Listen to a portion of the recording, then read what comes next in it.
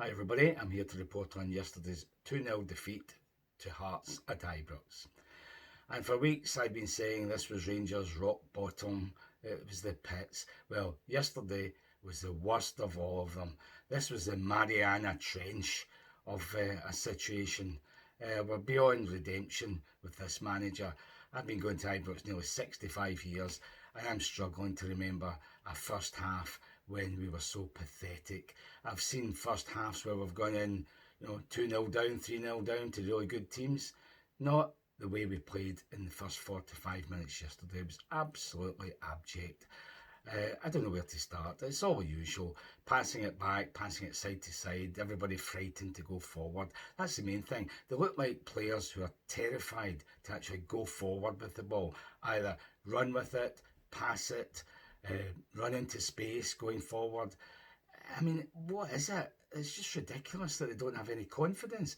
There was 2 or 3 times in the first half when the whole crowd started booing because they were just passing it back and forward. Suter to Giga, to Tavernier, back to Suter, out to Magoma, back to the goalkeeper, back out to Suter, etc., etc. And the crowd had had enough of it and they just started booing. And if that idiot head coach, I won't call him a manager, I won't dignify him by calling him that head coach stood there and listened to that, did they not wonder, why are they booing my team, my players? Because they were boring, they were scared of their own shadows, they were being outclassed by a Hearts team that's not even the best Hearts team I've seen in the last 10 years.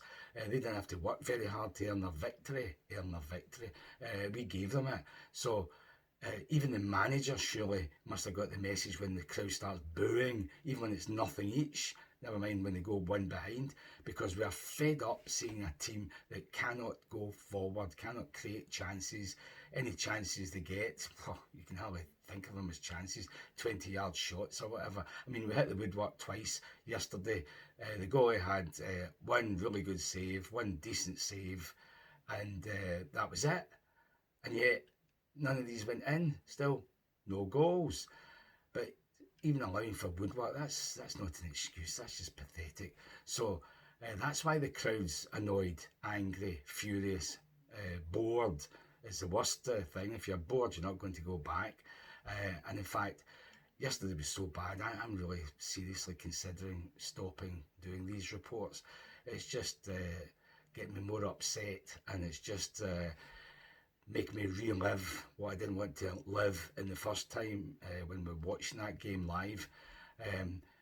The manager must know surely by now he's a goner.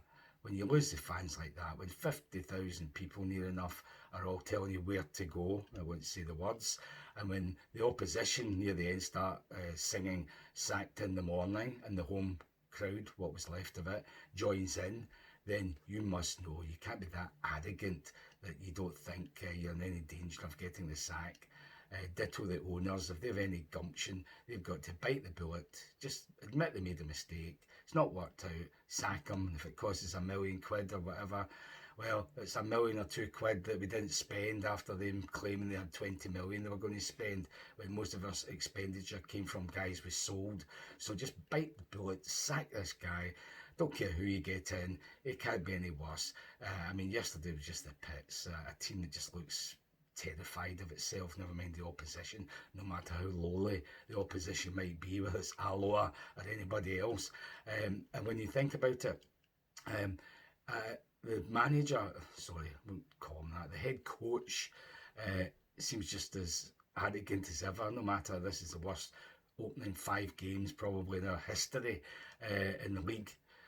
In the league. We won one in the League Cup. Oh, mighty Alloa, I forgot about that. But this head coach, even he's arrogant. He's a patter merchant, a con man. He talks a good game. He can't put his words into practice. He's trying to tell us things we don't see on the pitch. I was glad when I heard the press conference after the match, and a couple of the podcasters, the fan media as they call them, podcasters, actually asked the questions we wanted asked. Will you resign? No. things are getting worse, they said, not better under your coaching.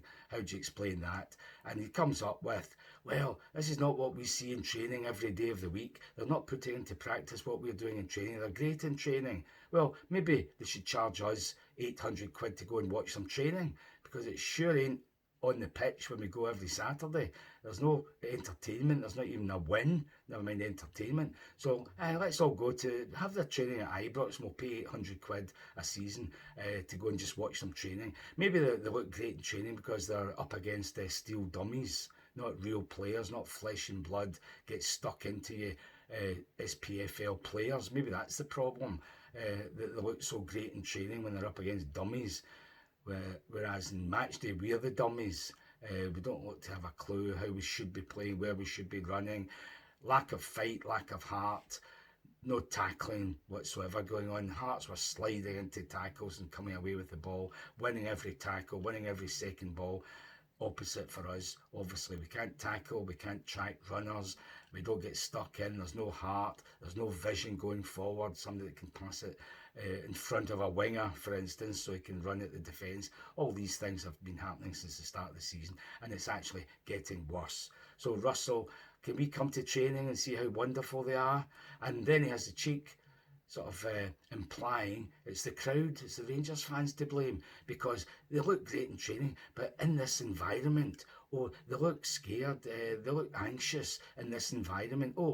Wanting 50,000 fans just to cheer them on every time they make a mistake, like the two women in front of me, probably. But this nonsense that, they're new, there's 30 new players, he says, and they're new to this environment, so we need to try and help them adjust to it and get used to it and cope with it. For heaven's sake, they're scared of the 50,000 crowd wanting them to win, desperate for them to play well, to entertain them.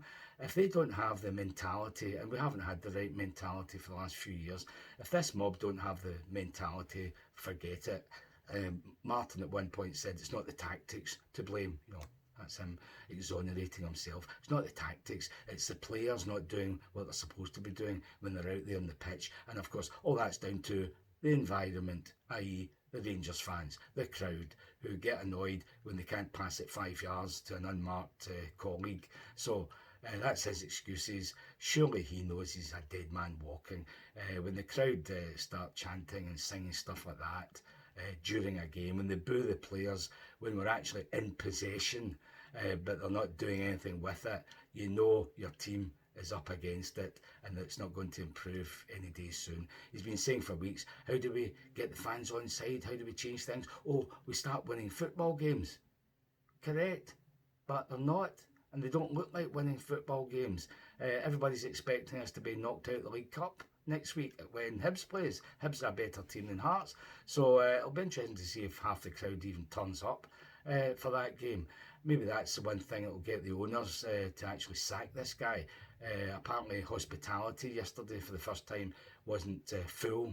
That's big money they're losing. So maybe that's the way they'll get the message if fans just start not turning up and showing an apathy that is more dangerous than anger, because anger means you really care, you want things to change. Apathy means you don't care, you're not going to turn up. Let them lose, let them draw, who cares? They can go on with their experiment with this wonderful head coach who has the worst record ever. I mean, I thought Pedro and Le Guin were bad managers.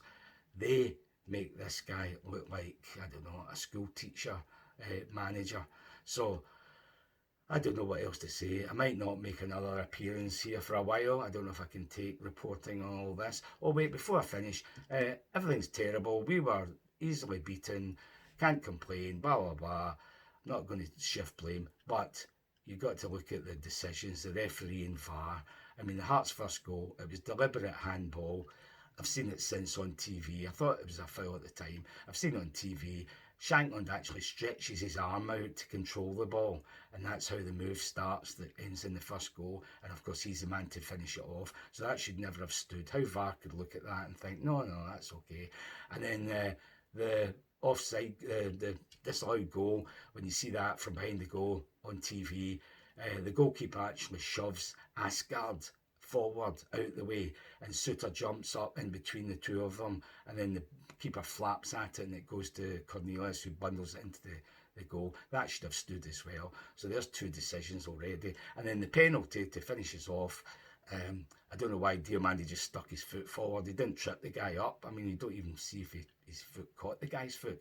But it was far less of a penalty than the Scales one on Miovski a couple of weeks ago, when all the critics were saying, oh, hardly any contact there, that's not a penalty. Well, there was even less, 1,000,000 times less contact yesterday by Diomande, so that should never have been a penalty either. But VAR isn't going to do us any favours, we know that. But the main thing is, we've got to get rid of this DUD manager.